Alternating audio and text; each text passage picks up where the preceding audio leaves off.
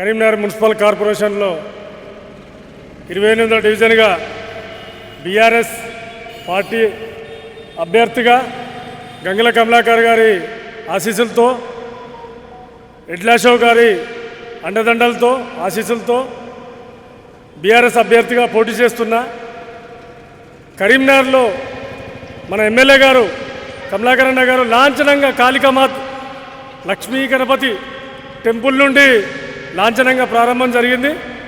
అదే ఊపుతోని ప్రతి ఒక్కరూ బీఆర్ఎస్కే ఓటేద్దామని ప్రతి ఇంట ప్రతి ఒక్క స్కీమ్తోని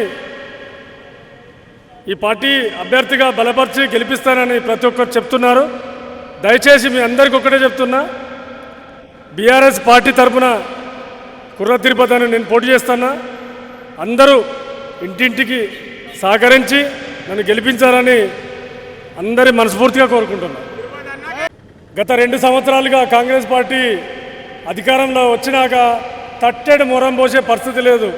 ఒక 100 రూపాయల ₹100 వర్క్ చేసే పరిస్థితి లేదు.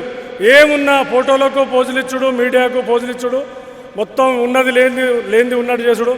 పరిపాలన కరీంనగర్లో మొత్తం కుంటుపడింది. కాంగ్రెస్ పార్టీకి ఓటేసిన పాపానికి కరీంనగర్ను మొత్తం నాశనం చేశారు. దయచేసి బీఆర్ఎస్ పార్టీకి ఓటేసి మేయర్ కైవసం చేసుకునే విధంగా కరీంనగర్ ప్రతి ఒక్కరూ బీఆర్ఎస్ వైపు చూస్తున్నారు.